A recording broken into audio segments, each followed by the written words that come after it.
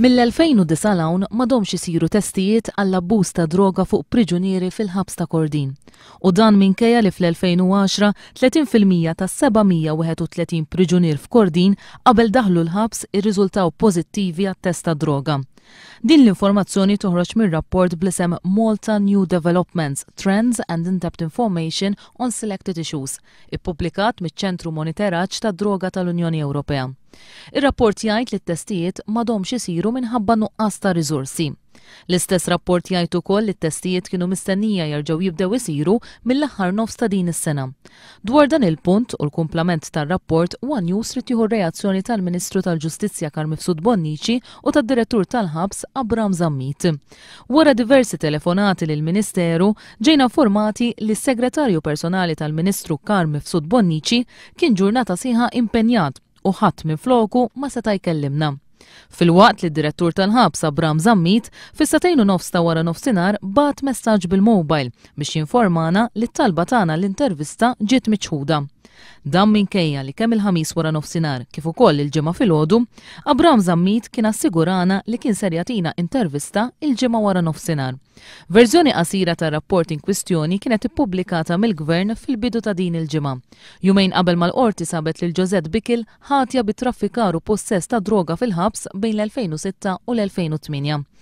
Il-verżjoni ippubblikata mill-Gvern iżda ma kienx tinkludi il-parti fejn jingħad li fil-ħabs m'għadhomx isiru testijiet għat-teħid ta' droga mill-priġunieri.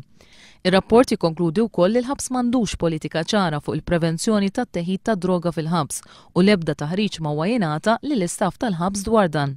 Dan minkejja li 73% tal-priġunieri kollha kellhom sentenza mill-qorti fuq reati li jinvolvu droga, waqt li 102 priġunieri, jiġifieri 14% tal-popolazzjoni fil-ħabs, jieħdu trattament tal-metadone.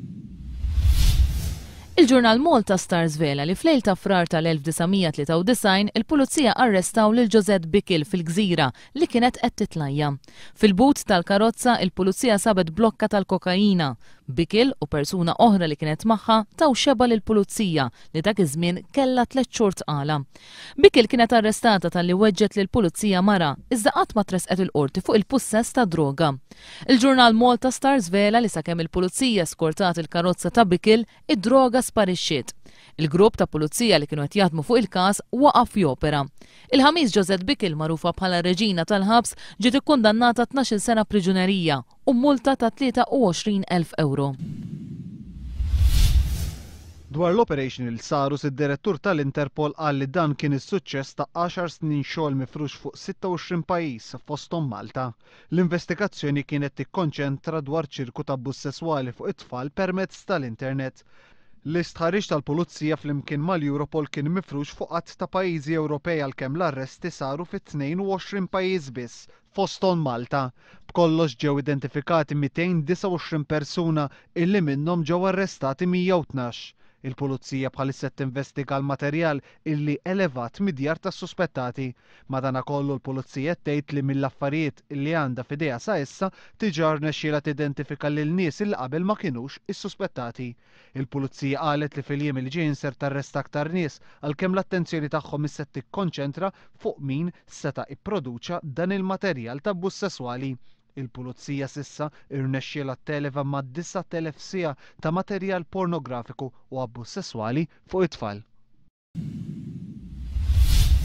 Matul l-2010 l-qrati ħallsu 28,000 euro lil lukanda partikolari biex fija jinżammu fuq bażi ta' half-board daw kollha li jselvu bħala ġurati.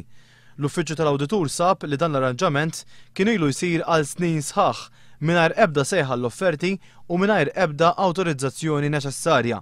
Ma seta' jinstab l-ebda ftehim li l-qrati daħlu fih ma' din l-istess lukanda. L-Uffiċċju tal-Awditur investiga wkoll l-ispiża ta' 11,000 euro fuq l-ikel li ngħata f'nofsinhar lil dawk li jservu bħala ġurati. Instab li ma jeżisti l-ebda ftehim li bih ġew stabbiliti l-prezzijiet għal dan l-ikel. L-unika dokument relevanti jmur lura għal-2006. U waqt li kien indikat li l-ġurati kienu jittieħdu fuq bażi ta' roster fi 3 ristoranti li suppost kienu tefgħu l-irħas offerta, irriżulta madankollu li fil-fatt wieħed biss minn dawn it-3 ristoranti qiegħed jintuża mill-qrati bħalissa. Il-kiri ta' karozzi bi spiża ta' kważi 12,000 euro għall-użu mill-ġurati kienu wkoll investigat mill-awditur. Fl-2008 Qrati daħlu f'ftehim dwar il-kiri ta' dawn il-karozzi li iżda twaqqaf wara ħafna elementi li daħlu. L-uffiċċju tal-awditur sab li madankollu minflok marru għat-tieni l-irħas offerta, il-Qrati marru għat-tielet l-irħas offerta. U minkejja li dan l-arranġament ġdid kien ikopri l-2008 biss, instab li sa' Ġunju tal-2011 dan il-ftehim kien għadu fis-seħħ mingħajr qatt ma saret sejħa ġdida l-offerti. Ma nstab l-ebda dokument illi jindika l-kundizzjonijiet li taħtom qegħdin jinkrew dawn il-karozzi jew għalkemm żmien huwa dan il-kuntratt.